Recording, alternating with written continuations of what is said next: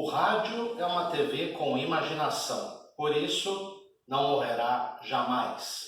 José Paulo de Andrade.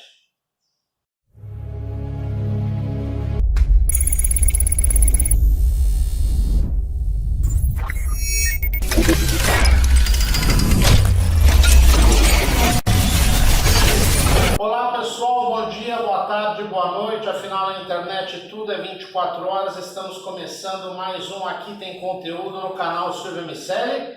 Novo dia, quarta-feira, novo horário, 8 da noite aqui para Portugal e Europa e 4 da tarde, horário oficial de Brasília. Vocês viram que eu iniciei o programa primeiro, Real Madrid, parabéns ao Real Madrid, queridíssimo Real Madrid, que um dia já teve Cristiano Ronaldo, hoje está meio que resumido a Courtois, Sérgio Ramos e Benzema, que resolveu fazer vários gols nessa temporada, mas tem um gênio no banco chamado Zinedine Zidane.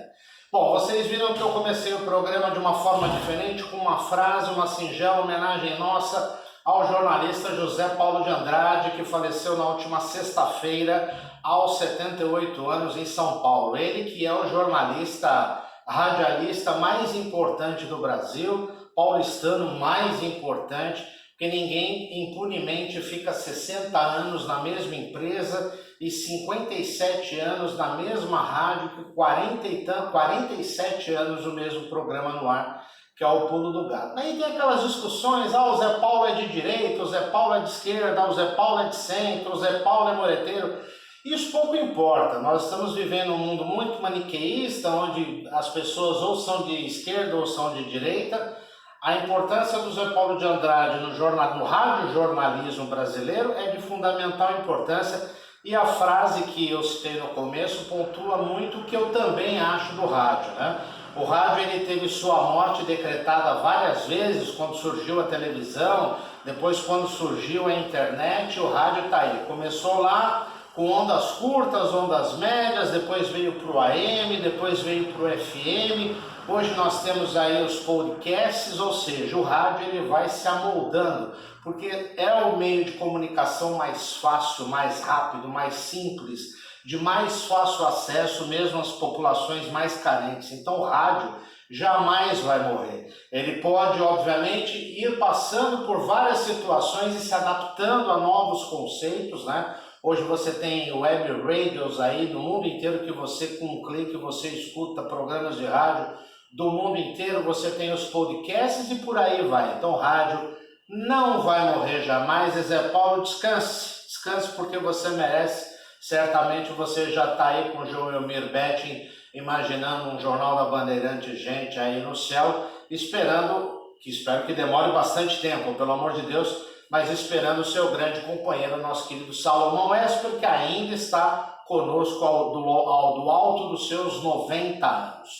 Mudamos a programação, resolvemos concentrar tudo só no programa que tem conteúdo, fizemos aí durante 3 meses algumas experiências, vamos deixar um pouco congelado o É Preciso de Cultura para cuspir na estrutura e também Relatos da Metrópole, e vamos nos concentrar nas entrevistas que têm feito sucesso, o pessoal tem gostado, e aí a gente se dedica mais em termos de divulgação, em termos de captar novos entrevistados, ou seja, em termos de trazer conteúdo para você que nos segue. Já aproveito aí para pedir o seu like e também para que você se inscreva no canal, aperte o sininho, porque aí você vai ter acesso a todos os nossos programas. Então você já sabe, toda quarta, aqui em Portugal, na Europa, às 8 da noite, e no Brasil, horário de Brasília, às 4 da tarde, você tem um compromisso. Aqui tem conteúdo.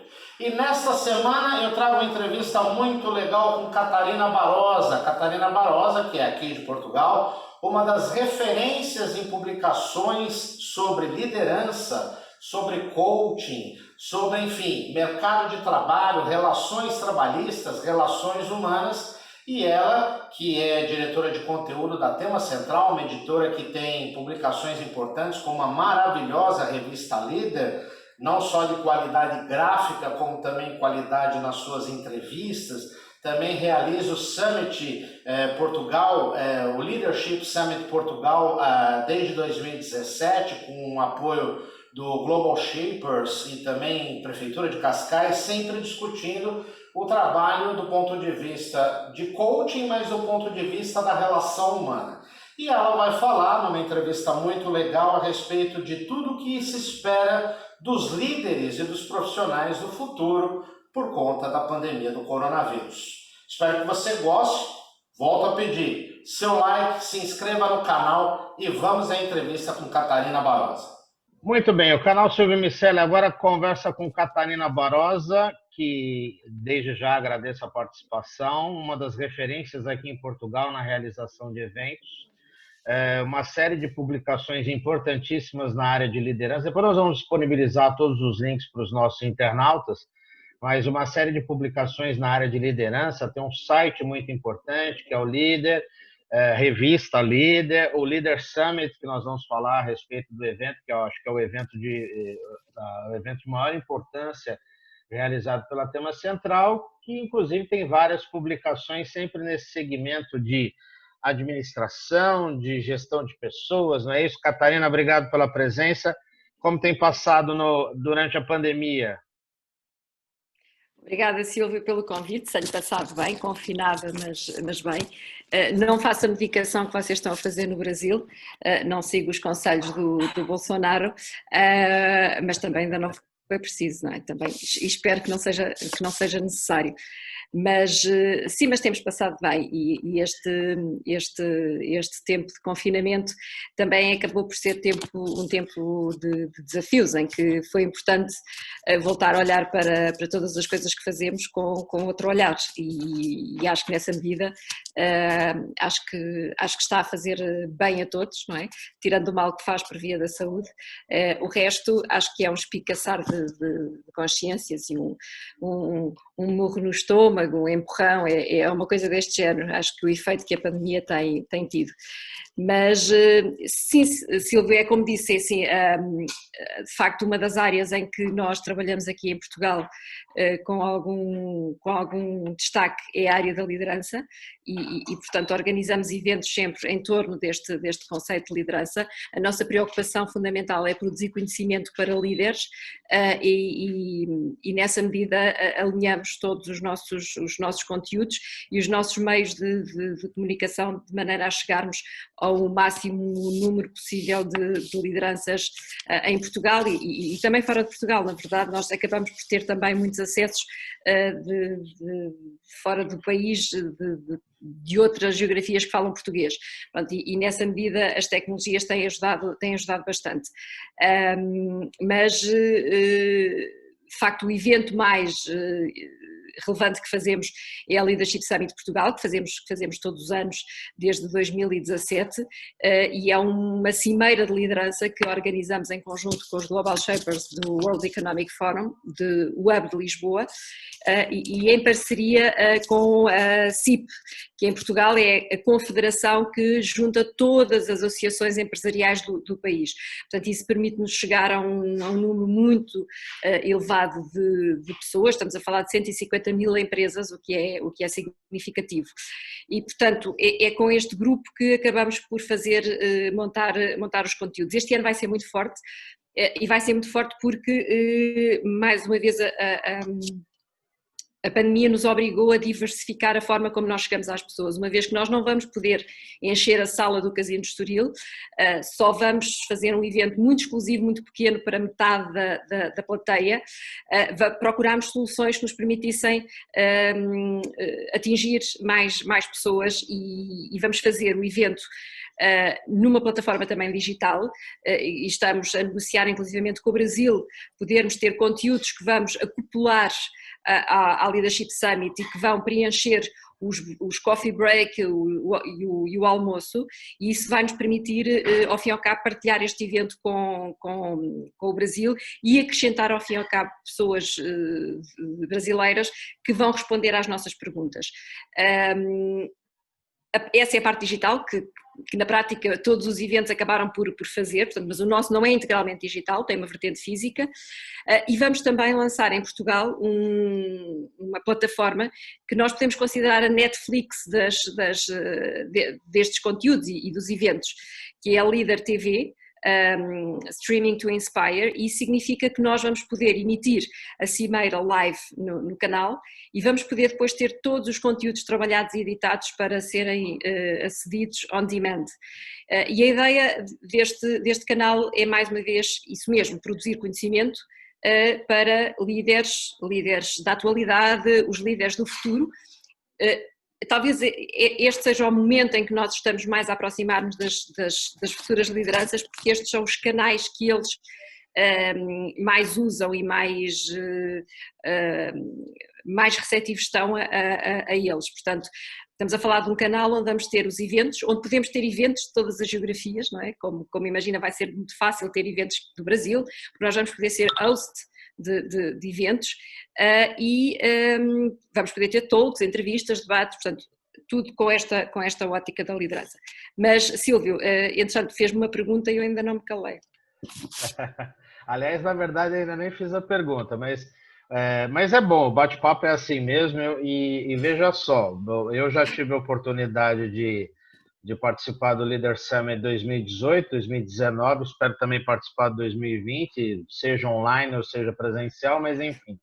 Agora, a internet que nós tivemos em outubro do ano passado, certamente é uma internet totalmente diferente que nós teremos em outubro deste ano. Não há dúvidas, sim, que inclusive claro. O evento de vocês acho que estava marcado inicialmente para o dia 1º de outubro, acho que foi para o dia 7, não é isso? Lá no Cassino de Estoril. Sim, 7 de outubro. 7 de outubro. E totalmente diferente justamente pela questão da pandemia. Você falou da CIP, que é presidida pelo nosso querido amigo Antônio Saraiva, e há algumas semanas eu fiz a entrevista também com nossa conhecida amiga de longa data, que você também conhece de longa data, que é a Linda Pereira, falando a respeito de duas questões relevantes nessa questão de eventos. Primeiro, que ela entende que a necessidade, mesmo com as alterações que devem ocorrer por conta da questão da pandemia, a necessidade do retorno aos eventos é uma forma de você movimentar a economia portuguesa, né? Que é uma necessidade, inclusive eu vi recentemente aí, acompanhando vocês pelas redes sociais, tem um projeto que acho que a Líder está encampando, né, em defesa do turismo em Portugal, do crescimento, da retomada do crescimento da economia portuguesa. Como isso vai ser processado depois desse período todo de confinamento? Além do mais, essa questão que, para mim, é uma perseguição indevida, essas listas que foram faladas aí na União Europeia, que Portugal acho que fez a sua lição de casa na relação à pandemia, lógico, houve número de mortes, mas infinitamente inferior a outros países, como Espanha, próprio Reino Unido, Alemanha, França. Como é que vocês pretendem, qual é o nível de contribuição que vocês pretendem dar para essa retomada da economia, realização de eventos e tratar, porque as lideranças que vão surgir pós-pandemia também são lideranças novas, ou que claro. devem ter um novo foco, uma nova ótica em relação ao que era anteriormente, né? Claro. Eu acho que uma das grandes lições desta pandemia é que os líderes têm que pensar que os planos estratégicos a longo prazo vão ser realidades que não vão acontecer com frequência, portanto é preciso ter os planos estratégicos a longo prazo, mas é preciso quase ter planos de contingência de negócio, ou seja, este negócio, se acontecer alguma coisa, como é que ele se pode reestruturar, ou para onde é que ele pode ir, ou eventualmente até acabar, não é? Porque podem acabar negócios e nascer outros, porque a experiência que se tem ao estar num negócio é suscetível de ser replicada noutros contextos. Mas como estava a dizer, é assim, os eventos e o turismo em Portugal e no resto do mundo foi uma das áreas mais afetadas no nosso país e está a ser por todo lado. Eu acho que esta questão de Portugal e da forma como reagiu à pandemia, numa fase inicial foi extraordinariamente positiva. Aliás, Portugal foi visto como exemplo em termos da forma como enfrentou a pandemia, mas a mim parece-me que continua a ser um exemplo. O que acontece aqui, nós não tivemos em momento nenhum uma subcarga no Sistema Nacional de Saúde. Tivemos um planalto que durou mais tempo, isto era previsível, e era isso que se calhar verdadeiramente se queria, nós termos sempre capacidade de fazer face aos doentes que chegassem ao Sistema Nacional de Saúde para serem tratados e não termos de optar por quem vivia e quem morria, como aconteceu em Itália, como aconteceu em Espanha, como aconteceu em muitos países da Europa.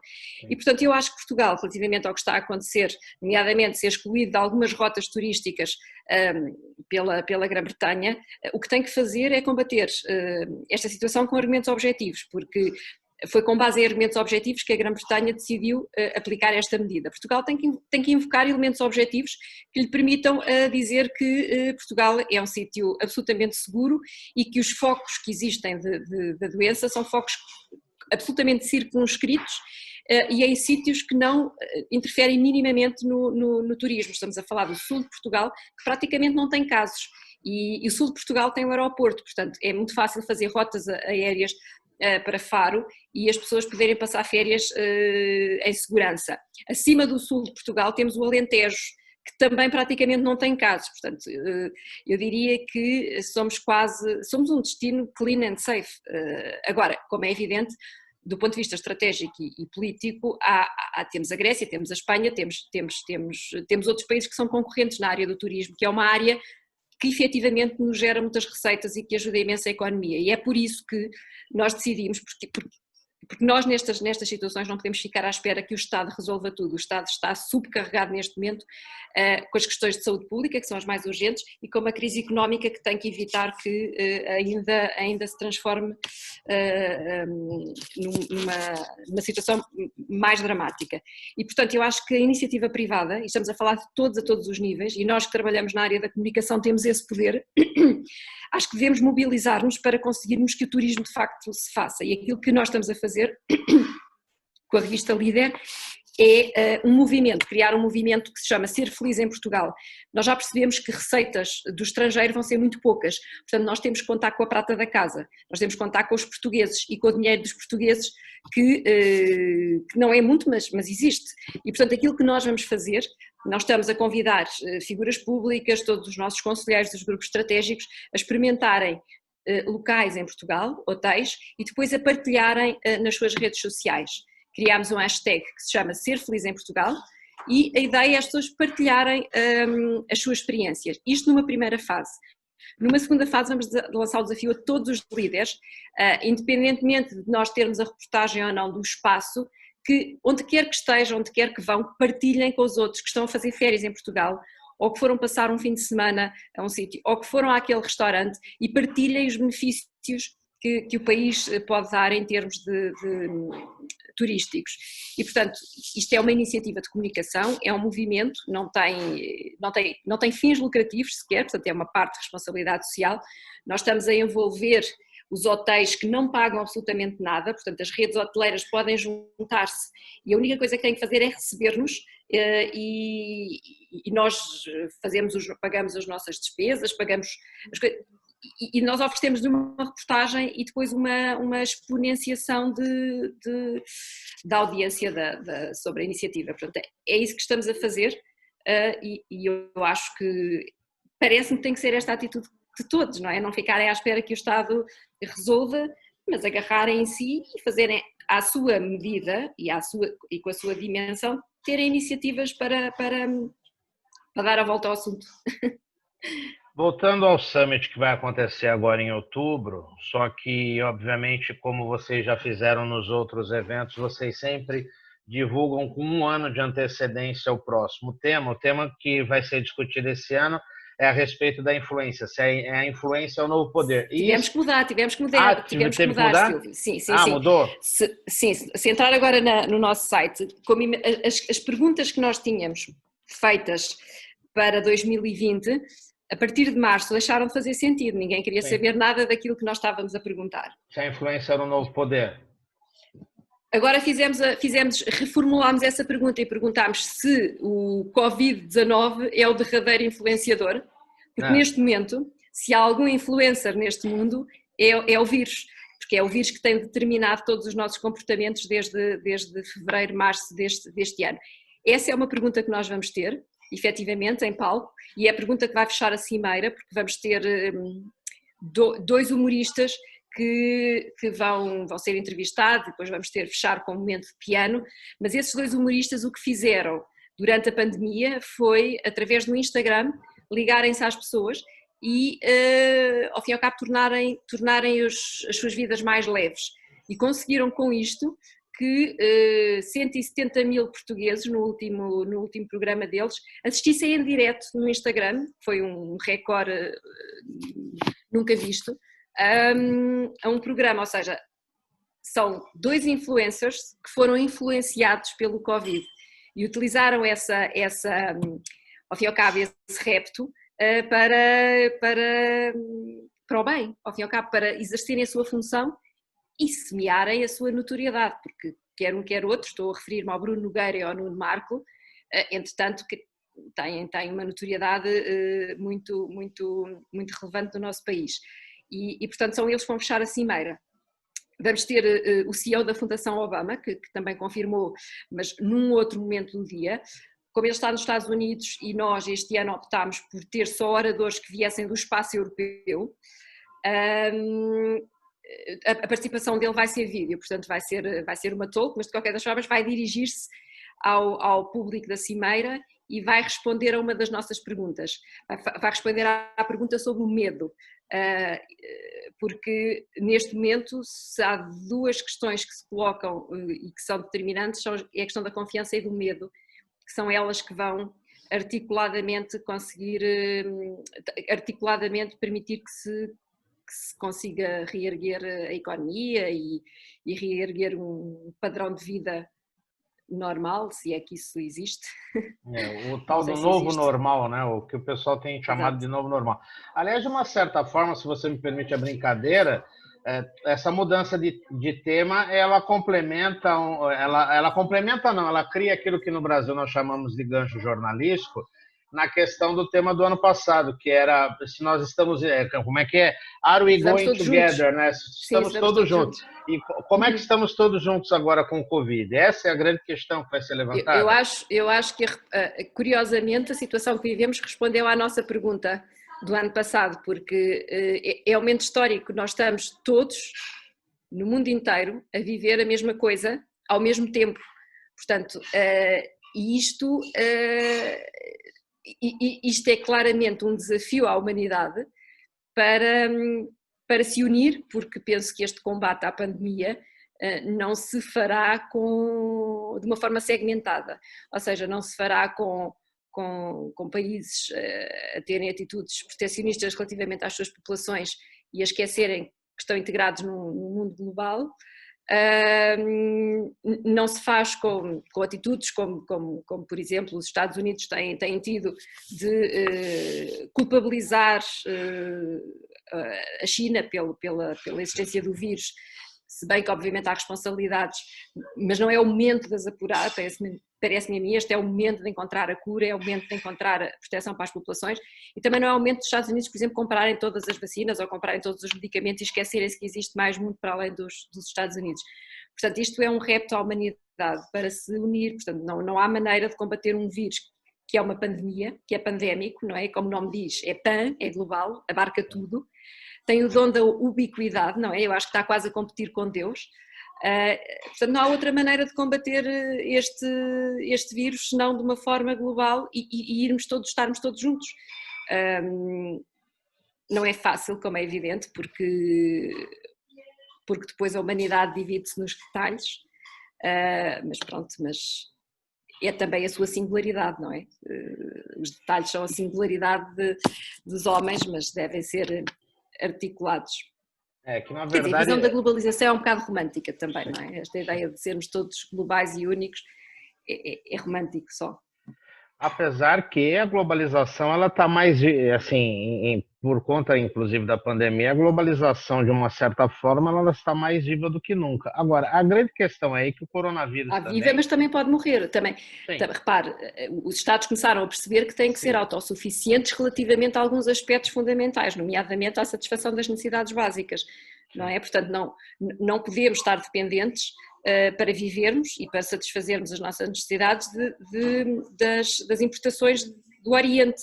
Eventualmente temos que reforçar, e isto foi um apelo à Europa, inclusivamente, para reforçar a sua política e as suas estratégias económicas globais, europeias. Portanto, temos que reforçar a nossa indústria, temos que reforçar a nossa agricultura, temos que ser autónomos, não podemos ficar...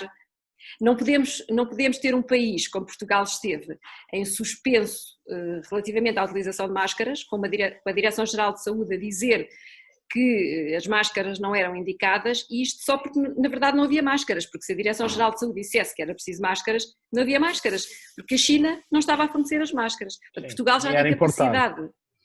Claro, era importado. Portanto, a globalização, de alguma maneira, do ponto de vista económico, acho que vamos ter alguns retrocessos nesse domínio, mas depois no que diz respeito à comunicação propriamente dita, este fenómeno que está a existir agora com o teletrabalho, com a possibilidade das pessoas inclusivamente fazerem eventos e iniciativas em conjunto, cada uma quase no seu continente, isto ao fim e ao cabo é um progresso na globalização, sem dúvidas, mas ao nível económico acho que vamos ter algum impacto que não vai no sentido daquilo que acontecia anteriormente, portanto estarmos dependentes de outras partes do mundo. E também desculpa te interromper, mas só para não perder a linha do raciocínio, também tem uma relação direta também com a prestação de serviços públicos, né? Porque quando você tem esses momentos de pandemia, onde a coisa escapa um pouco das empresas, acaba escapando um pouco das empresas privadas, porque elas não vão ter sustentáculo para prover a necessidade de toda a sua população.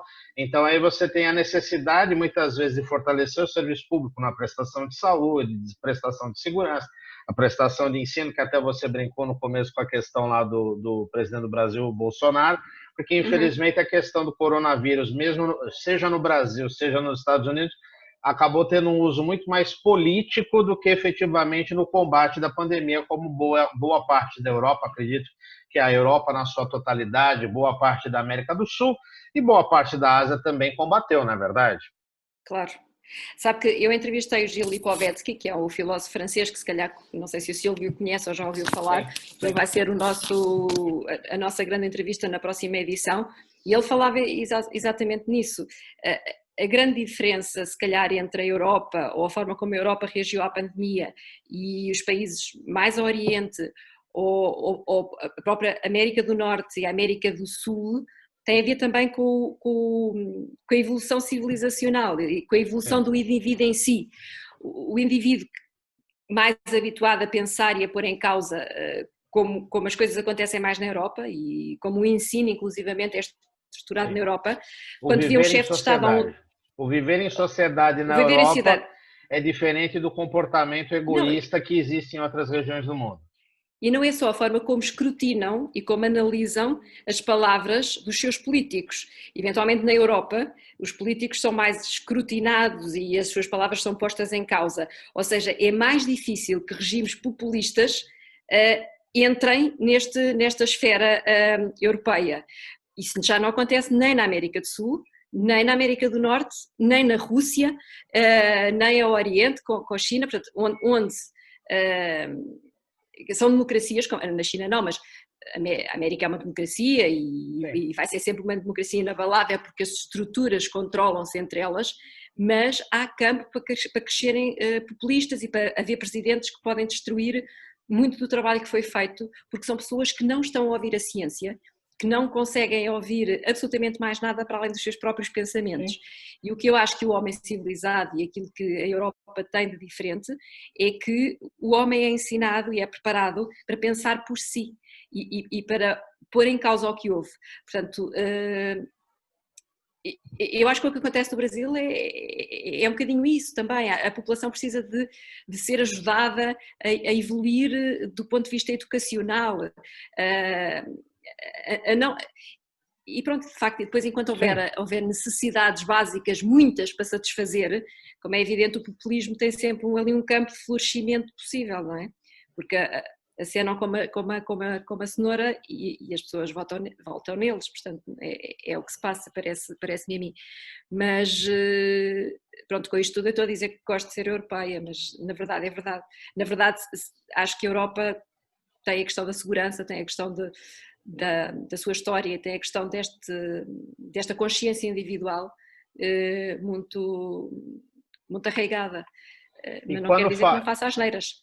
Sim, mas quando falhou na questão do populismo, acredito que no começo a Itália tentou ter essa visão um pouco mais populista, de permanecer na rua, aí aconteceu tudo que aconteceu, houve aquele boom do coronavírus na Itália, né? Voltando para a questão da liderança, Catarina, com toda a experiência que você tem, todas as publicações e tudo mais, tem duas coisas que me deixaram bastante interessantes, porque eu aliás, eu comi bola, não sabia que tinha mudado o tema do Summit, mas eu sou um contumaz visitante do site de vocês e do conteúdo de vocês. E duas coisas interessantes nessa época me prenderam a atenção. Um texto, um pouco tempo atrás, que faz uma comparação muito com o livro A Peste, do Albert Camus, que é a sua magnus opus, né? E que, obviamente, resumidamente, para quem não sabe, Albert Camus, que é um argelino criado na França e que fez A Peste, relatando uma comunidade argelina, uma peste bubônica, e relatando essas relações humanas. As pessoas, elas têm o hábito, e eu tenho perguntado isso nas entrevistas que eu faço, é assim, nós voltaremos melhor depois da pandemia. É um sujeito meio oculto, como a gente diria na língua portuguesa brasileira. Quem nós voltaremos melhor do que a pandemia? Você acredita que as pessoas realmente, em termos de características humanas, essencialmente humanas, as pessoas elas voltarão melhores que a pandemia? Você acredita nisso ou você acha que é um discurso sem pé nem cabeça, frases que soam bonito quando o pessoal fala, mas que de pouca praticidade, de pouca ação real na vida, no dia a dia das pessoas? A minha conexão aqui com a internet está a ficar um bocadinho. Eu vou aqui mudar de rede. Mas aqui para mim está normal. Deu um pause, mas voltou. Para mim está normal, tranquilo. Agora já está? Já sim, já está. Então é assim, na conversa que fiz com o Gil Lipovetsky, a opinião dele é que vai voltar tudo ao mesmo. Portanto, é como se existisse um destino da humanidade, uma essência da humanidade que não muda nunca. Portanto, o mal e o bem vão continuar a existir. Portanto, ele acha que passa a pandemia e nós voltamos a ser exatamente como éramos. Eu acho que ele tem razão. Acho que ele tem razão em alguns aspectos. Nos aspectos essenciais acho que vai ficar tudo igual. Acho que nós vamos continuar a ser as mesmas pessoas, vai continuar a haver o bem, vai continuar a haver o mal, vamos continuar a ter lideranças boas e lideranças más. As pessoas vão esquecer-se porque, tal como se esqueceram da peste negra, tal como se esqueceram e que só conseguem lembrar através dos livros, tal como se esqueceram da gripe espanhola, tal como se esqueceram de um vírus que no final dos anos 60 também deixou os Estados Unidos à beira do caos. E portanto as pessoas vão esquecer. O que vai ficar? Apesar que o corona, só para complementar, o corona, acho que ele é a primeira pandemia que nós temos cobertura em tempo real, né? Então, assim, a quantidade de informações... que todos sabem tudo, sim. A quantidade de informações que nós vamos ter, que as nossas gerações futuras vão ter a respeito do que acontece hoje é muito maior do que nós tivemos a respeito da gripe espanhola. Claro, mas por isso mesmo, eu acho que nós, que já estávamos a ficar fragilizados e somos indivíduos fragilizados à medida que os anos vão passando, porque vivemos sempre com medo. Acho que a questão do medo vai ficar. As pessoas vão ter medo de contrair doenças, as pessoas vão ficar com medo de... As pessoas já começámos a ter medo a partir da SIDA, depois começámos a ter medo de engordar e vêm as alimentações cuidadosas, e depois temos medo de muitas coisas, temos muitas limitações que têm sido construídas pela sociedade que nós próprios erguemos. Portanto, este é mais um medo que se vem juntar. Portanto, e se já éramos seres fragilizados, tendencialmente ficamos mais fragilizados. E é por isso é que é preciso ter cuidado, parece-me a mim, que é nestes momentos de fragilidade que os cidadãos têm tendência de abdicar dos seus direitos, das suas liberdades, entregando-as a alguém que supostamente apregoa defendê-las. Portanto, e é isso que é preciso ter cuidado, portanto, não abdicar nem de liberdades, nem abdicar de direitos, não abdicar dos progressos que, do ponto de vista humano, se têm feito, por causa do medo de ficarmos doentes. E acho que este é um medo que se vai instalar, não é? Já existem muitos medos, já existem muitos constrangimentos, mas este é o medo que vai ficar. Acho que é o que vai acontecer, acho que vamos continuar a ficar seres fragilizados, a precisar de viver em sociedades cada vez mais ascéticas, vamos querer limpar tudo, vamos querer que tudo seja perfeito, vamos querer, vamos adensar a nossa necessidade de perfeição, o que normalmente agrava também as questões da ansiedade e do stress, porque nunca chegamos lá e portanto, cada vez a coisa perfeita fica mais distante de nós, seres humanos mais frágeis.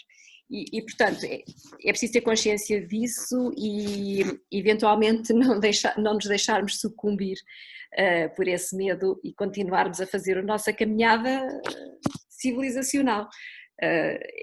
Acho que os líderes têm essa obrigação, têm a obrigação de, esse dever cívico de impedir que o caos e o medo tome conta das situações. Portanto, o líder, ainda que também tolhido pelo medo e pela confusão, tem que conseguir, apesar de tudo isso, discernir um caminho e ficcionar uma coragem que contagie outros para prosseguirem sem medo. Portanto, eu acho que esse é o desafio do líder, é combater as suas fragilidades e ser um exemplo de visão e discernimento para todos os outros. Portanto, é um desafio ainda mais difícil, porque o líder também é humano e também está cheio de medo. Sim. Aliás, você acabou casando já estamos encerrando, já mais uma vez agradecendo a sua presença e permanecendo à disposição quando você precisar, bate-papo maravilhoso. Recentemente no site da Líder, teve um texto interessante do Tim Leberek, acredito que seja essa a pronúncia. Tim Leberek, sim. Que ele fala a respeito que a gestão é uma ilusão de controle, como se diz aqui em Portugal. A gestão é uma ilusão de controle, e aqui ele fala até em celebrar derrotas, né? Que é uma antítese, né? Ninguém vai celebrar derrota, uma coisa, em tempos de negacionismo é uma coisa totalmente esdrúxula, né? Catarina, qual vai ser o novo líder pós-pandemia? Esse líder que, como você acabou de dizer, é humano, tem as suas fragilidades, mas ele vai ter que, primeiro, tentar vencer as suas fragilidades, ser mais forte do que os seus, não gosto desse termo, mas que os seus comandados, partindo-se do pressuposto que é uma ilusão de controle. Ou seja, se nós partirmos do princípio que a gestão, a liderança é uma ilusão de controle, não estamos controlando nada. Como será esse processo de liderança daqui para frente? Eu penso que e aqui subscrevo integralmente Gil Lipovetsky, eu acho que são 3 os aspectos importantes para os líderes pós-Covid. Inteligência, e aqui estamos a falar de inteligência emocional e inteligência racional, aquela inteligência necessária para escutar a ciência, para escutar quem sabe e não decidir intuitivamente. Acho que não são tempos para decidir intuitivamente, são tempos para gerir bem as emoções e para pensar racionalmente. Depois têm que ser criativos, ou seja, têm que ter, e isso não é incompatível com ser racional, têm que ter uma capacidade enorme de olhar para a realidade e ver numa maçã a possibilidade de comer uma pera, e têm de ser inovadores, portanto têm que olhar para para tudo o que tudo o que são as ferramentas tecnológicas e pô-las ao serviço das suas organizações, das suas empresas, do que quer que seja que liderem.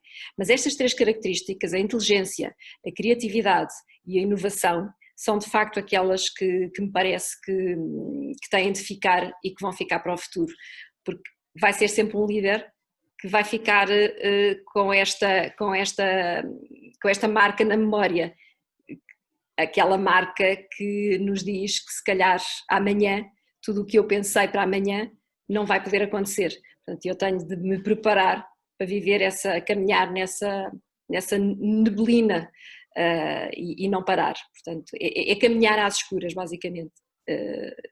E isso é preciso ser inteligente, é preciso ser criativo, é preciso ser inovador. A mesma coisa para sair de um labirinto, a mesma coisa para andar à noite, são as mesmas habilidades que eu acho que um líder vai desenvolver pós-pandemia. Provavelmente vai ter que sair de um labirinto à noite. E com nevoeiro. E com nevoeiro. Catarina Guerra Barosa, querida, muito obrigado pela atenção. Obrigado por esse bate-papo. Tá? Nós vamos divulgar depois nas redes sociais todas aí os contatos. Só lembrando, então, 7 de outubro, nós temos o Summit 2020, a respeito, vamos falar de liderança e Covid, que o Covid acho que vai ser o assunto dos próximos... Eu sempre brinco o seguinte... o Covid ele vai ser nos próximos... Não tenho dúvida que para esta geração aí, da turma que está aí, dos estudantes, meus filhos, seus filhos, que eu sei que você tem filhos também na adolescência, um pouquinho mais para frente, um pouquinho mais para trás, né? Mas o Covid ele vai ser tema de várias teses, monografias, doutorados em diversas áreas do conhecimento humano, porque certamente é o assunto que vai marcar esse final da década de 10 e começo da década de 20 desse milênio. Mas, mais uma vez, obrigado pela atenção, forte abraço. Mande um abraço ao Dr. Felipe Vaz, ao Carlos Miguel, e viva o Esporte Lisboa e Benfica! Isso não vive, não. E viva o Sporting Clube de Portugal. Isso daí é briga doméstica. Um abraço para você. Tchau, tchau. Adeus. Obrigada, Silvio. Obrigada.